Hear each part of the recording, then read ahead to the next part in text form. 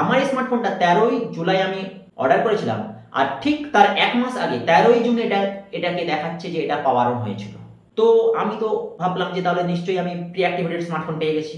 मैंने अमेज़न से Samsung S24 ultra Galaxy S24 ultra 5G मैंने ऑर्डर किया था। तो अल्ट्रा 5G फोन आपने ऑर्डर कराया अमेजोन से? हाँ, अमेज़न से। ओके। तो उसके बाद मैं जब वारंटी इसका चेक कर रहा हूँ, तो जी 1 जी।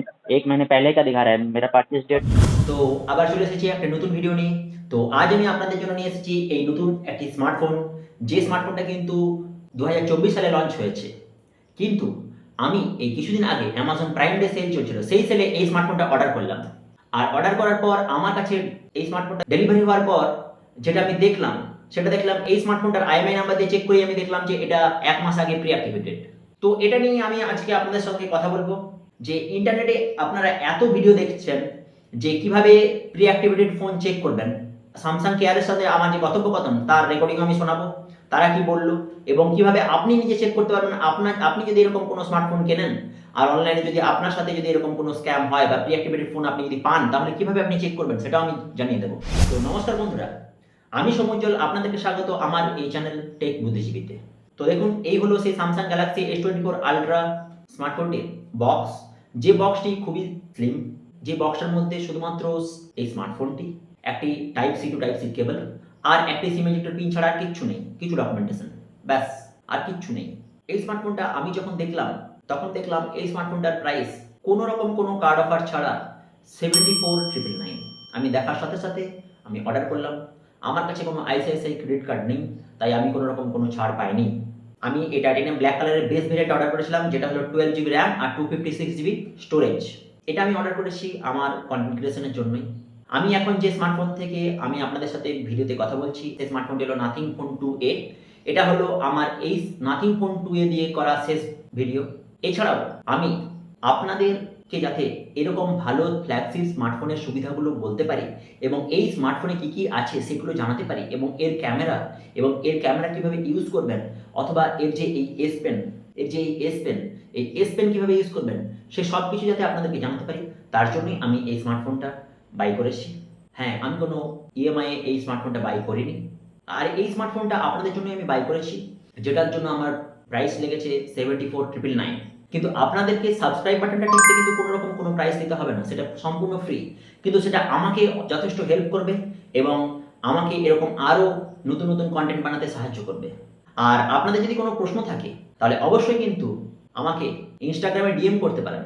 আমার ইনস্টাগ্রাম ID নিচে দেওয়া আছে স্ক্রিনে, আর আমি ডেসক্রিপশনেও দিয়ে দেবো।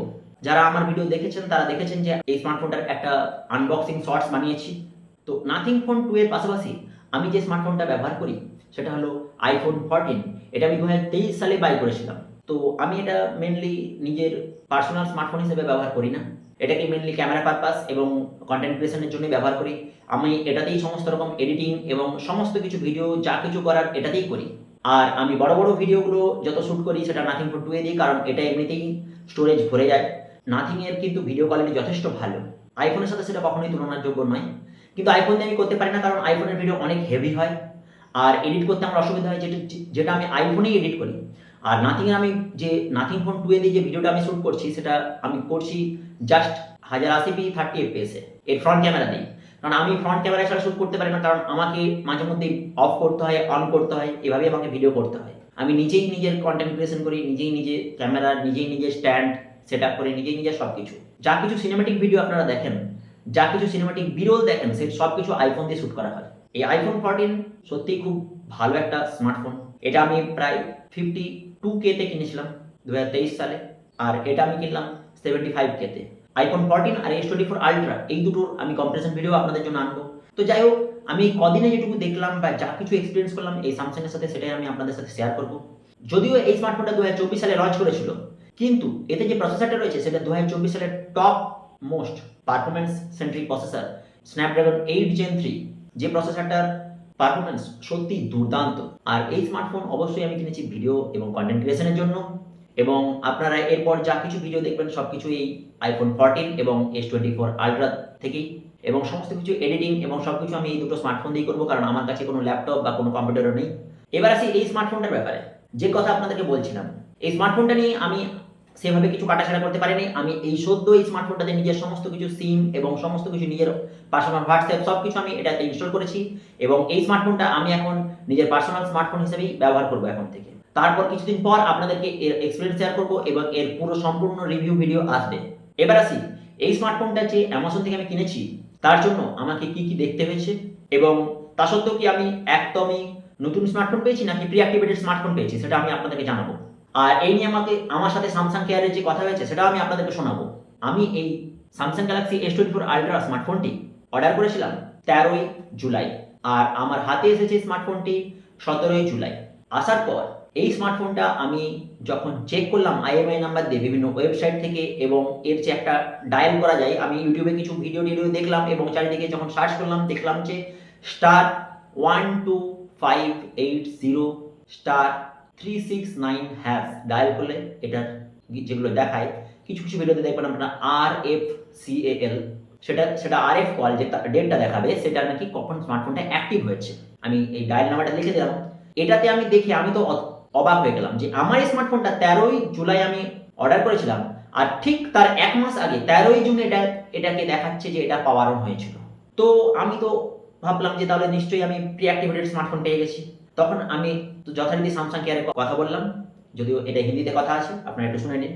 प्रकार से सहायता कर सकती हूँ। मैंने अमेज़न से Samsung S24 ultra Galaxy S24 ultra 5G मैंने ऑर्डर किया था, तो मेरे पास ओके। डिलीवर्ड हो चुका है कल शाम को।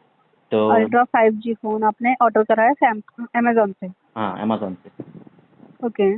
तो उसके बाद मैं जब वारंटी इसका चेक कर रहा हूँ, तो जी, 1 महीने पहले का दिखा रहा है। मेरा परचेज़ डेट था शायद 13 जुलाई, लेकिन इसका 13 जुलाई। हाँ, और इसका RF कॉल दिखा रहा है, RFCAL जो दिखा रहा है 13/06/2025। ओके। कॉल पे रहेगा, मैं एक बार डिटेल चेक कर लेती कंसर्न के रिगार्डिंग। समझ पा रही जो भी ये सुविधा हुई मेरे द्वारा पूरी सहायता की जाएगी इस कॉल पे। ओके, क्षमा चाहती हूँ जो भी ये सुविधा है इसके लिए। मैं एक बार डिटेल चेक कर लेती हूँ आपके कंसर्न के रिगार्डिंग। ओके। अभी आपने जिस नंबर से कॉल करा है, क्या आप पहली बार कॉल कर रहे हैं सैमसंग में या कोई और नंबर आपका प्रीवियसली रजिस्टर्ड है? नहीं, क्योंकि इस नंबर से कोई रजिस्ट्रेशन नहीं है। यही नंबर से मैं पहली बार सैमसंग में कॉल कर रहा हूँ। पहली बार आप कॉल कर रहे हैं जी? हाँ। ओके। मैं अभी इसी नंबर को रजिस्टर कर दूँ सैमसंग में? हाँ मैम, ज़रूर। अभी मेरी बात किन से अपना नेम बताएगा सर, कंप्लीट नेम? शामुज्जल साहा। तो आपने जैसा कि बताया कि एक्टिवेशन डेट के रिलेटेड आपको इशू आ रहा है। हाँ, ये फोन आपने कल अमेजोन से डिलीवर हुआ है, आपको 13 जुलाई को ऑर्डर करा था। हाँ, एक्टिवेशन डेट जो शो हो रही है वो 13 जून की को। शो हो रही है। हाँ, तो इसके लिए आप जानना चाहते थे फर्दर क्या होगा? हाँ, कॉल पे रहे, मैं एक बार चेक कर लेती हूँ आपके कंसर्न के रिगार्डिंग। ओके। आप मुझे प्रोडक्ट का model code, serial number, date of purchase, IMEI number बता सकते हैं? हाँ, ज़रूर। डेट ऑफ परचेज तो आपने ऑलरेडी बता दिया, IMEI नंबर, मॉडल कोड और सीरियल नंबर बता दीजिए। ओके। ओके, यहाँ पे चेक कर पा रही हूँ और ये आपने परचेज करा है 13/7/2025 में।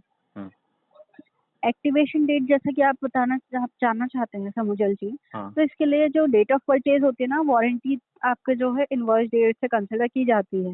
ओके। पर अगर एक्टिवेशन डेट आपकी पहले की शो हो रही है, हाँ। फर्दर इसके लिए कंफर्मेशन, अभी आप कहाँ पे चेक कर रहे हैं एक्टिवेशन डेट वैसे ये? कुछ ये है ना, स्टार हैज़ 12580*369#।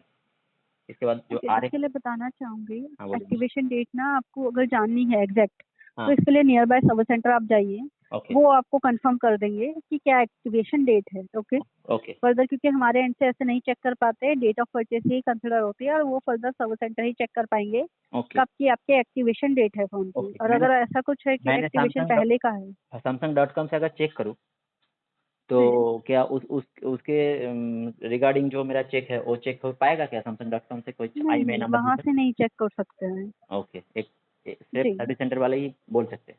आप सर्विस सेंटर जाइए, वो प्रॉपरली IMEI नंबर और डिटेल्स के थ्रू जो है आप कॉल कर सकते हैं, वहाँ पे वो डिटेल चेक कर लेंगे। ओके आप लोग नहीं चेक कर सकते?